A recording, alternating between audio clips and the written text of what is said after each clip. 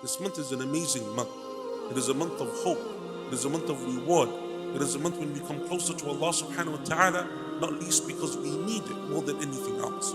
We need Allah Azza wa Jal to forgive our sins. We need Allah Azza wa Jal to lessen the loads and the burdens that we bear upon our shoulders of the many times that we are neglectful of our duty to Allah Azza wa Jal. And that is what the month of Ramadan does.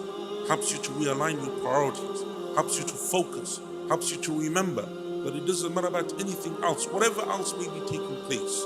Your greatest objective in life, the purpose of your creation, the reason why Allah Azza wa Jal created me and you is for His worship alone. To find His pleasure, to obey Him, to attain His reward and His Jannah by His mercy subhanahu wa ta'ala.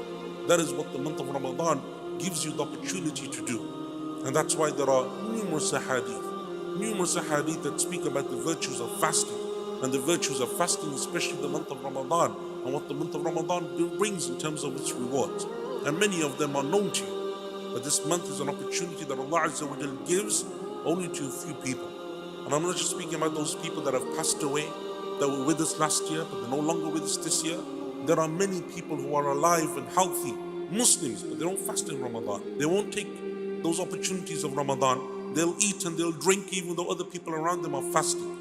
In the month of Ramadan, they'll cheat and they'll lie and they'll steal, even though it's the month of Ramadan. They won't pray and they won't give sadaqah. They won't do any of those good deeds, even though it is the month of Ramadan. So if Allah Azza wa Jalla has given you the opportunity to witness the month of Ramadan, and Allah Azza wa Jalla has given you the further blessing of being able to understand the importance and the value and the preciousness of Ramadan, and then Allah gives you the ability to do something about that in terms of your deeds and your actions, and being able to come closer to Him, those are things that you should not take for granted, but rather it is something that we should thank Allah Azza wa Jalla for and praise Him. That Allah subhanahu wa ta'ala opens our eyes and gives us the ability to understand how precious and valuable something is perchance. And Allah knows best that what we do in this month of Ramadan is enough to save us from His punishment and to enter us into His mercy and to give us forgiveness for our sins. May Allah Azza wa Jalla grant us all of that.